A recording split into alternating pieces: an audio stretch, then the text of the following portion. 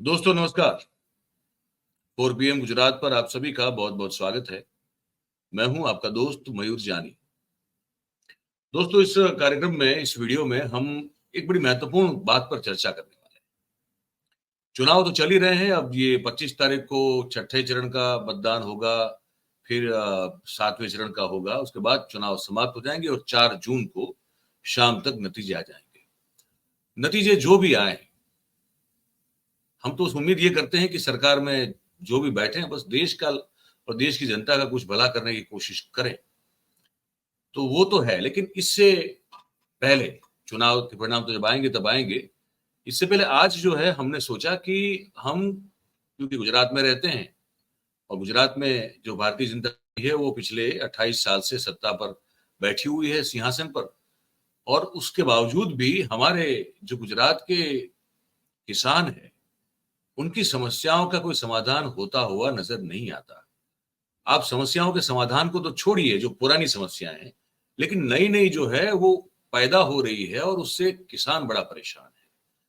तो किसान को लेकर जो एक गुजरात का मॉडल बना हुआ है इतने सालों से, हमने सोचा कि उस पर आज बात की जाए। और उसको पर बात करने के लिए हमने जो किसान नेता हैं हमारे गुजरात के, पाल भाई आंबलिया, उनको कहा कि उन्होंने हमको एक मैसेज भी भेजा था जिसमें बीज माफियाओं को लेकर बड़ी बातें और बड़ी जानकारी उसमें दी थी। तो हमने कहा सिर्फ बीज माफिया ही नहीं, ओवरऑल जो प्रॉब्लम हो रही है किसानों को गुजरात के, उस सब पर हम लोग बात करें। तो हमने, हालांकि वो गए हैं प्रचार के लिए निकले हुए हैं, लेकिन थोड़ा वक्त निकाल के हमारे साथ जुड़े हैं, तो हम उनका स्वागत भी कर लेते हैं और बातचीत की शुरुआत भी कर देते हैं। पाल भाई, आपका स्वागत है 4PM गुजरात पे। आप ने सुना मैंने क्या कहा? गुजरात का मॉडल, किसानों की पुरानी और नई समस्याएं। आपने जो मैसेज भेजा था मैंने पूरा पढ़ा, पर मैंने कहा आप ही के मुख से अगर दर्शक जाने कि क्या है गुजरात के किसानों के लिए गुजरात का मॉडल, क्या परेशानी है, क्या सॉल्व नहीं हो रहा है, वो सब चीजें जो है आप खुल के दर्शकों को बताया हमारे को। धन्यवाद देता हूं, आपकी टीम को धन्यवाद देता हूं कि आपने किसानों के इश्यू पे आज बात रखी है। मयूर भाई, किसानों की बात गुजरात में अगर उस पर डिस्कशन करना है तो 10-15 मिनट में डिस्कशन नहीं हो सकता है। उनके लिए 4-5 घंटे अगर लगातार हम डिस्कस करें तब भी वो कम है। ये गुजरात मॉडल है, ठीक है। देखो, पूरे भारत में PMFBY, प्रधानमंत्री बीमा फसल योजना जो है वो पूरे भारत में चल रहा है और वो स्कैम के साथ चल रहा है, ठीक है। पूरा स्कैम है। उसमें सबसे बड़ी बात यह है कि जो प्रीमियम है, प्रीमियम का जो रेट है वो किसानों को 2%, 5% देना पड़ता है। पर हम जो टैक्स पे कर रहे हैं, टैक्स पेयर जितने भी, सिर्फ किसान ही नहीं, पूरे देश के जितने भी टैक्स पेयर है वो टैक्स पे कर रहे हैं। उन जो वो तिजोरी में, गवर्नमेंट की तिजोरी में जमा होता है, उसमें से ये बीमा फसल योजना की जो कंपनियां हैं, प्राइवेट कंपनियां, उनको आप मानेंगे नहीं, सोचेंगे नहीं, इतना बड़ा पीछे से प्रीमियम दिया जा रहा है। लाइक गुजरात में जब बंद हुआ तब मैं अमरेली डिस्ट्रिक्ट का एक एग्जांपल देता हूँ। मूंगफली जो पाक है, मूंगफली पाक का प्रीमियम का रेट था 58%। उनमें से 2% ओनली किसान को देना था, ठीक है। तो किसानों को ये लग रहा था कि 2% में हमें, मतलब ये बीमा फसल मिल रहा है, फसल का बीमा मिल रहा है। पर जब अंदर जाकर देखा तो उसमें 2% किसान देते थे और 26% राज्य सरकार देती थी, 26% सेंट्रल गवर्नमेंट देती थी।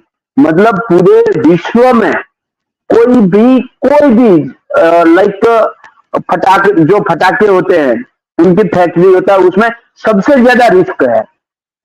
अगर उनका भी बीमा लिया जाता है तो 10-15% से ज्यादा प्रीमियम नहीं होता है उसमें जी, ठीक है।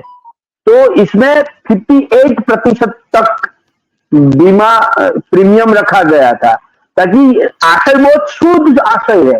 पिछले दरवाजे से वो कंपनियों को पैसा दिया जा रहा था। कंपनी, अब सबको समझ में आ गया है, इलेक्ट्रोल बॉन्ड के माध्यम से फिर से वो भाजपा को वो पैसा पहुंचा रही है।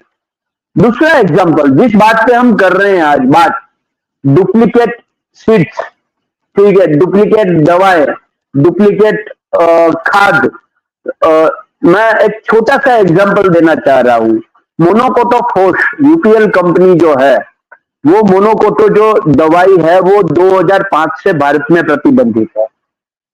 और आप समझिए, लास्ट ईयर यूपीएल मतलब जो मोनोकोटोफॉस जो कंपनी जो है, उनका ओनर है, उनको पद्म भूषण दिया गया है। समझे आप? जो प्रतिबंधित दवाई है, उसके ओनर को वो दवा का प्रोडक्शन को लिए पद्म भूषण दिया गया है। क्या बात है, और ये तो पता ही नहीं। उसका रहस्य आप जाकर देखेंगे जब इलेक्ट्रोल बॉन्ड में, तब पता चलेगा कि एक ही साल में अलग अलग 50 बार उसने बॉन्ड खरीदा है और दिया है, और वो है 50 करोड़ का। अरे बाप रे। समझे जी। पद्म भूषण ऐसे ही नहीं मिलता है इसमें। ठीक है, अब आते हैं हमारी जो आज की बात है, डिस्कशन है, पर उससे पहले गुजरात का एक बहुत बड़ा इश्यू मैं आपके सामने रखना चाह रहा हूं। नरेंद्र मोदी जी जब 2012-13 में दिल्ली जाने के सपने देख रहे थे, तब सेंटर गवर्नमेंट की, मतलब कि यूपीए गवर्नमेंट की एक योजना थी लैंड रिकॉर्ड मॉडर्नाइज करने की, जिसको हम सैटेलाइट लैंड रिसर्वे कहते हैं। ठीक है, उनको मतलब सेंट्रल गवर्नमेंट ने उनका पूरा ढांचा जो है वो बनाकर, उनका मैन्युअल जो है वो 496 पेज का पूरा मैन्युअल बनाकर रख दिया गया, जिस स्टेट को अगर ये योजना इंप्लीमेंट करना है तो वो कर सकता है। उसमें 96% जो है पैसा खर्च जो है वो सेंट्रल गवर्नमेंट का था, 4% सिर्फ स्टेट गवर्नमेंट का था। मोदी जी ने इसका मतलब एक बहुत ही बड़ा, समझो ना आपकी दिल्ली दरबार जाने का रास्ता इसमें उसने देख लिया। उसने ये किया कि गुजरात के 1,25,00,000 जो सर्वे नंबर है 18,000 गांवों के किसानों के, वो सर्वे नंबर फिर से मॉडर्नाइज करने की ये सिस्टम उसने अपना ली, जो सेंट्रल गवर्नमेंट की योजना थी। पर जो नॉर्म्स थे वो सारे नॉर्म्स कागज पे रह गए। गुजरात बाहर की अलग अलग 8 कंपनियां, और वो 8 भाजपा के नेताओं, साउथ के नेताओं की कंपनियां थी। उसने गुजरात के किसानों के खेत नापे, पर कैसे नापे पता है आपको? गांव में कहीं पर भी जो हाइट वाली जगह थी वहां जाकर पूरा गांव एक साथ नाप लिया। ऐसे ही गुजरात के 12,000 गांवों का मेजरमेंट हो गया। उसके सामने हमने उनके खिलाफ हम मूवमेंट किया, लड़े, लगातार लड़े। और मैं गुजरात के सारे जो माध्यम है, मीडिया है, मैं गुजराती प्रादेशिक जितनी भी चैनल है उन सबका मैं धन्यवाद भी करूंगा कि उन्होंने इस मुहिम को लगातार उठाया, और उसके कारण गुजरात गवर्नमेंट को बैकफुट पे आना पड़ा और वो लैंड रिसर्वे स्थगित करना पड़ा। पर जो 12,000 गांवों में इनका इम्प्लीमेंटेशन हो गया है, वो 12,000 गांवों में स्थिति आज ये है कि कोई एक गांव के पश्चिम में था, आज वो गांव के मैप के अंदर पूर्व में हो गया है। ठीक है, मतलब पांखें जैसे उनको आई है, पंख आई हो, और पंख के कारण वो उड़ उड़ के खेतर गांव पूरा टूट गए हैं। तो ये ऐसी बहुत बड़ी समस्या है गुजरात में, उस पर लगातार डिस्कस कर सकते हैं। पर आज जो हम है वो डुप्लीकेट सीड्स के बारे में, जो बीज माफिया, हम गुजराती में जिसको हम बोलते हैं बीज माफिया, जो बीज माफिया हो है, सीड्स बूटलेगर है, ठीक है, उनके बारे में हम डिस्कस कर रहे हैं। और ये देखना ये है कि गुजरात से पूरे भारत में ये सीड्स जाता है, उसमें कोई शक नहीं है। ठीक है, अच्छा सीड्स भी जाता है, पर अच्छे के नाम के पीछे जो डुप्लीकेट चल रहा है, उनका कारोबार मिनिमम 4 से 6,000 करोड़ का है पर ईयर का, और ये खुलेआम बिक रहा है, खुलेआम बिक रहा है। और सबसे बड़ी बात यह है कि खुलेआम बन भी रहा है। एक छोटी सी शॉप के अंदर पूरी कंपनी चल रही है। ठीक है, और मैं 2 दिन पहले, आपको जानकर आश्चर्य होगा, मैं एक चैनल, गुजरात की ही चैनल है, और उस चैनल में मैं डिबेट में था। तो उस डिबेट के दौरान राज्य के खेती नियामक आ गए, राज्य के एग्रीकल्चर मिनिस्टर भी आकर बोले उसमें, और उसने कहा कि हमने एक एडवाइजरी पब्लिश की है, और वो किसान एडवाइजरी देख ले और उस हिसाब से जो किसान है वो खरीदी करे। मतलब गवर्नमेंट ने कह दिया है कि ये एडवाइजरी ही सब कुछ है, डुप्लीकेट वालों को जो करना है वो करते रहे। ठीक है, ये एडवाइजरी देखना है, और एडवाइजरी में क्या है पता है? एडवाइजरी में लिखा है कि आपको जो आपके पैकेट आता है सीड्स का, उस पैकेट के ऊपर बेच नेम देखना है, उत्पादक का नाम देखना है, ठीक है, आखिरी डेट कौन सी है वो देखना है, रजिस्टर्ड कंपनी का है या नहीं है वो देखना है। उसमें लिखा है रजिस्टर्ड कंपनी का है या नहीं है वो देखना है, पर एडवाइजरी के साथ कौन कौन सी रजिस्टर्ड कंपनी है वो कहीं नहीं लिखा है। तो किसानों को पता कैसे चलेगा कि ये रजिस्टर्ड कंपनी का है या नहीं है? और ये पहली बार नहीं है, 4 साल से हम गुजरात के किसान लीडर, किसान कांग्रेस तो लड़ ही रहा है, साथ साथ में जो एनजीओ के जो किसान लीडर है, सारे नॉन पॉलिटिकल किसान लीडर है, वो भी लगातार सरकार के सामने लड़ रहे हैं। पर देखने जैसी बात ये, मैं लास्ट ईयर का मैं आपको एग्जांपल देना चाहूंगा मयूर भाई। लास्ट ईयर हुआ ये था कि हमने, गवर्नमेंट ने तो छापे नहीं मारे थे, किसान कांग्रेस ने जनता रेड की छापे मारे और 5 जगह से ये डुप्लीकेट सीड्स पकड़ा, उनको पुलिस स्टेशन ले गए, एफआईआर दर्ज कराई, उसके बाद उनका सैंपल लेना है। तो सैंपल जो लेना था वो सैंपल लिया, और वो सैंपल का रिपोर्ट 3 महीने बाद आया, समझो 3 महीने बाद। अब सिंपल सी बात है, अगर मान लो कि कोई डुप्लीकेट की कंप्लेन करता है किसान, तो वो जाएगा, 3 महीने बाद रिपोर्ट आएगा, और उसके बाद पता चलेगा कि ये डुप्लीकेट है या नकली है। तो किसान अगर बारिश हो गई तो 3 महीने तक वेट करेगा क्या करेगा? तब तो उनका पूरा, ठीक है, अगर मान लो उसने बो दिया है, तब भी 3 महीने के बाद उनको पता चलेगा कि ये मैंने कॉटन बोया है, ये मैंने मूंगफली बोई है, वो तो डुप्लीकेट है। और डुप्लीकेट है तब तो उनके पास रोने के अलावा और कोई रास्ता नहीं बचता है। ठीक है, दूसरा, गवर्नमेंट की तरफ से जो भाजपा का प्रतिनिधि था, प्रवक्ता था, स्पोक्सपर्सन था, उसने ये कहा कि गुजरात के 18,000 गांव हैं, हर जगह जाकर, सरकार के पास इतना संसाधन नहीं है कि हर जगह जाकर उनको पकड़े। ठीक है, मैंने उनको बताया कि भाई 18,000 गांव में घूमने की जरूरत नहीं है, ये सीड प्रोडक्शन के जो शहर है वो 5-7 फिक्स है, वहां जाकर उनको पकड़ो और उनको पकड़कर उनको जेल में डालो। पर ऐसा नहीं होता है। क्यों नहीं होता है? क्योंकि मैं लास्ट ईयर का और एक एग्जांपल देना चाहूंगा आपको। मैं ये बता रहा था कि लास्ट टाइम का एक एग्जांपल मैं आपको देना चाहूंगा कि लास्ट टाइम हमने छापेमारी की किसान कांग्रेस ने अलग अलग 4-5 जगह पर, और उसमें जो हमने कंप्लेन दर्ज कराई और उसका टेस्टिंग जो है वो टेस्टिंग 3 महीने बाद उनका रिपोर्ट आया। और टेस्टिंग 3 महीने बाद रिपोर्ट आता है तो इसका मतलब है कि अगर मान लो किसान ने, किसी ने कंप्लेन किया और 3 महीने बाद रिपोर्ट आता है तो मतलब बहुत साफ है कि 3 महीने किसान क्या वेट करेगा, बारिश हो जाएगी फिर भी वो बोएगा नहीं क्या? अगर बो दिया है, चाहे मूंगफली हो चाहे कॉटन हो, तो 3 महीने बाद उनको पता चलेगा। तो ये हालात इसलिए होते हैं। उनका मैं 2 एग्जांपल दूंगा।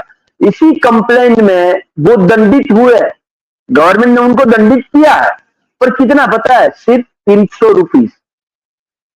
300 रुपीज, और 300 रुपीज, हाँ 300 रुपये से डर किसको बैठेगा भाई? अगर आपको एग्जाम्पल दिखाना है कि आप डुप्लीकेट सीड्स बनाओगे तो आपको ये हम दंडित करेंगे, तो वो 300 रुपीज दंडित। ठीक है, और आपको वो जो हमने, मतलब मैं द्वारिका से कच्छ गया, रतन सिंह डोडिया, मोरबी, मतलब धांगध्रा से कच्छ, हमारा जो डीजल है वो डीजल 4-5 हजार का हमने उसके पीछे बर्बाद कर दिया और दंडित हुए 300 से। और मुझे पूछना है कि ये है कि उस नकली खाद से, नकली बीज से जो वो लगा, उसका उपयोग करके जो नुकसान होता है किसान को, वो कितना होता है?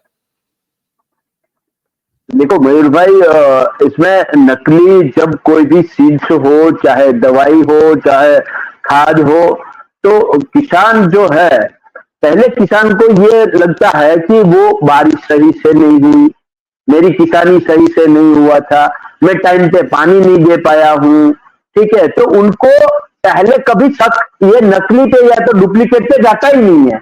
वो कुदरत को दोषित करने लगता है, ठीक है। पर जो उनका नुकसानी है, वो नुकसानी की आप सोच ही नहीं सकते, क्योंकि किसान जो है, जहां पर सिर्फ बारिश के आधारित किसानी होती है, ठीक है, वहां पर पूरे साल में उनको एक ही तो मौसम लेना है। अगर वो बर्बाद हो गया तो उनका पूरा साल बर्बाद हो गया।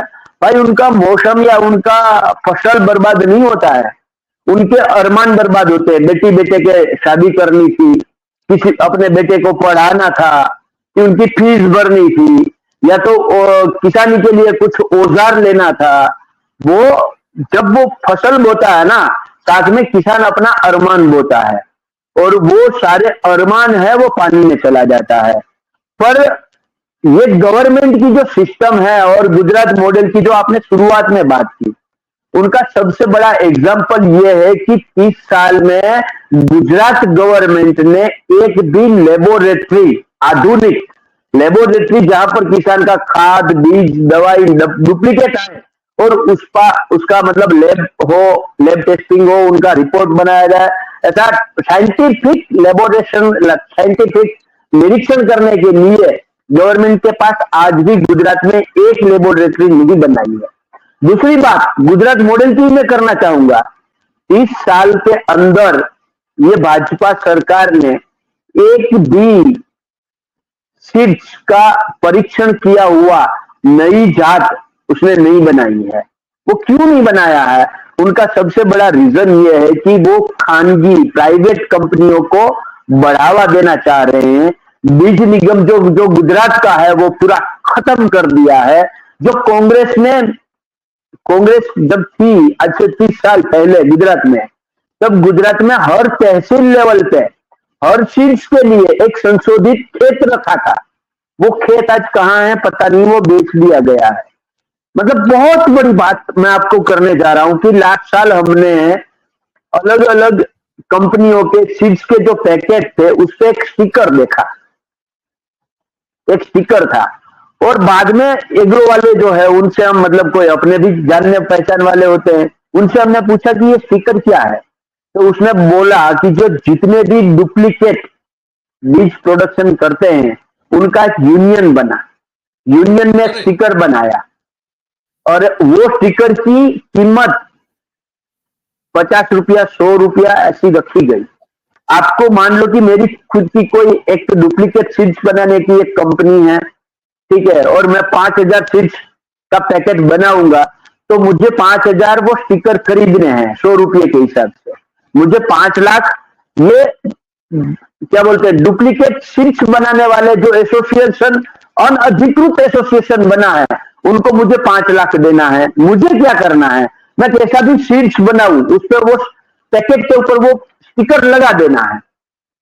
उसके बाद न मुझे पुलिस पकड़ेगी, न मुझे कोई किसान की जो ऑफिस है, खेतीबाड़ी अधिकारी जिसको हम बोलते हैं, न कोई वो पकड़ेगा।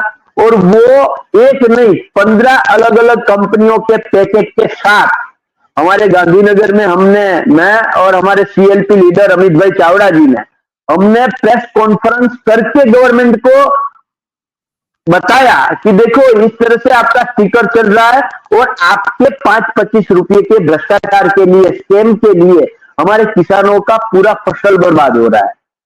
आपको जानकर ताज्जुब होगा कि गवर्नमेंट ने इस पर सिंगल एक्शन नहीं लिया, सिंगल एक्शन नहीं लिया।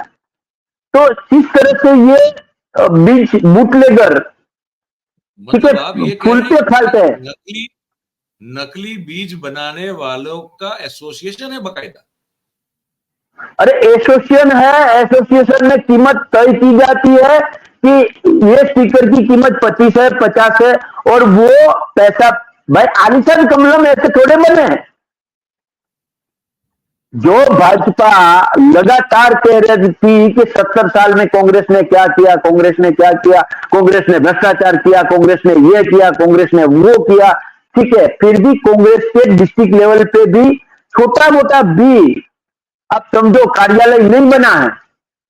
पर आज पूरे भारत में 10 साल के अंदर हर डिस्ट्रिक्ट लेवल पे 5 स्टार आधुनिक आलिशान कमलम बने हैं। वो कमलम ऐसे ही नहीं बने हैं, कमलम इसी तरह से पीछे से जो पैसे का माल आता है उसके आधार पर बना है।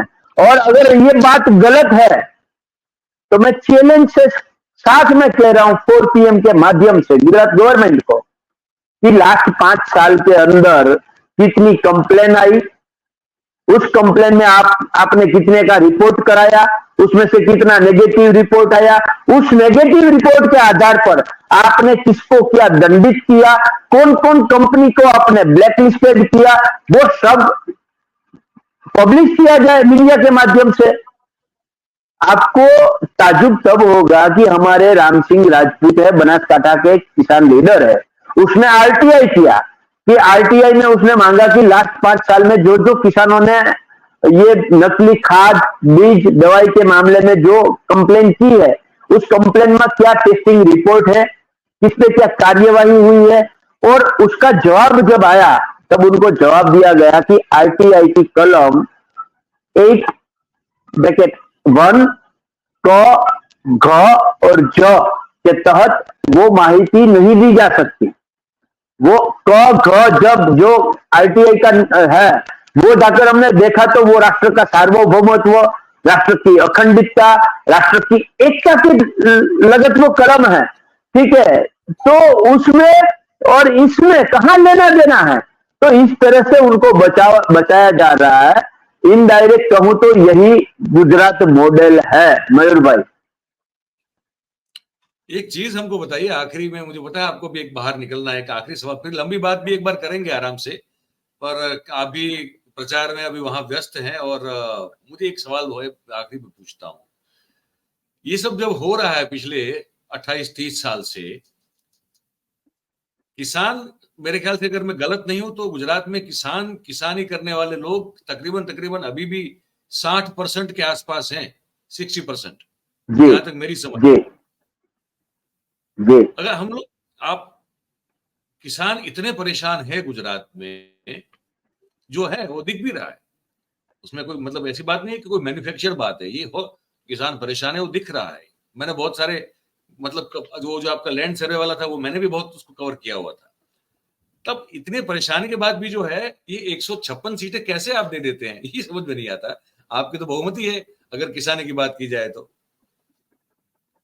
देखो 156 सीट, पहले मैं 156 सीट का आपको जवाब दे रहा हूं कि लास्ट साल जो हम 2022 में चुनाव लड़े तब आम आदमी पार्टी और कांग्रेस ने आमने सामने रहकर चुनाव लड़ा। और आप अगर 2022 का रिजल्ट उठा लीजिए, कांग्रेस और आम आदमी पार्टी का मतलब बीजेपी के खिलाफ जो वोट है उनको आप संकलित करेंगे तो आपको पता चलेगा कि 156 उल्टा हो रहा है। तो मतलब गवर्नमेंट के खिलाफ जो वोट थे वो वोट के 2 हिस्से हो गए, आधे आम आदमी पार्टी में चले गए, आधे कांग्रेस में चले गए, उसके कारण हारा है। पर सबसे बड़ी बात यह है इसमें कि इतना परेशान होने के बावजूद भी गुजरात का किसान, जिस तरह से पंजाब हरियाणा का किसान लड़ता है, उत्तर प्रदेश का किसान लड़ता है, राजस्थान मध्य प्रदेश का किसान लड़ता है, और तमिलनाडु कर्नाटक में जो किसान लड़ता है, वो गुजरात में क्यों नहीं हो रहा है। उनका सबसे बड़ा रीजन यही है कि अभी हमारे यहाँ पर 7 मई को चुनाव था।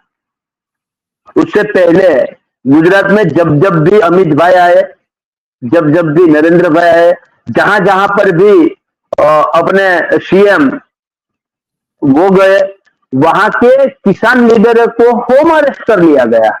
अब देखो, समझने जैसी बात यह है कि अगर आपका PM आ रहा है तो उसने अगाऊ जो किसानों को लेकर वायदे किए थे तो वो वायदे का हमें एज ए नागरिक, मैं पॉलिटिकल पार्टी छोड़ दो, ठीक है, मुझे छोड़ दो, और जो NGO वाले किसान थे मतलब जो नॉन पॉलिटिकल थे, तो वो तो जाकर PM को सवाल कर सकते हैं ना। और चुनाव में सवाल नहीं करेंगे तो कब करेंगे।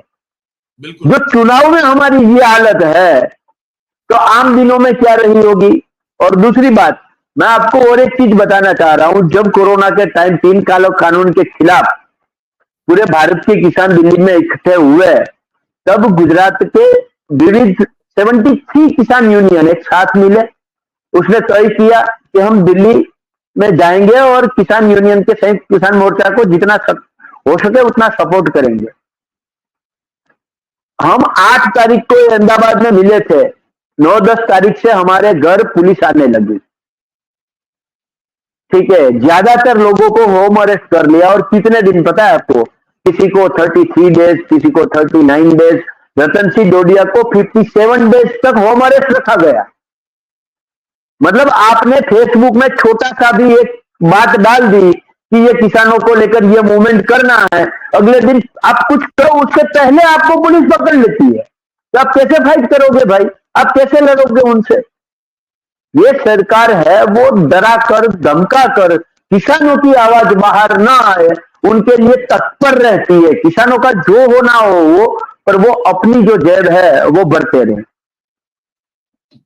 बहुत ऐसी जानकारी आपने दी है किसानों की परिस्थिति को लेकर गुजरात में। मुझे लगता है कि दर्शक जो देख रहे हैं उन्हें बिल्कुल बहुत सारी ऐसी जो उनके मन में जो भ्रामक चीजें हैं वो टूट जाएगी और सही जानकारी जो है गुजरात के किसानों को लेकर वो उनके पास पहुंचेगी। सरकार का रवैया, किसानों की स्थिति और डुप्लीकेट, और मतलब ये अच्छा एक शब्द है, बीज के बुटलेकर बीज बुटलेकर किस तरह से उनका एसोसिएशन बना है। और आप कितना भी उनको सबूत दे दो लेकिन कोई कोई नहीं।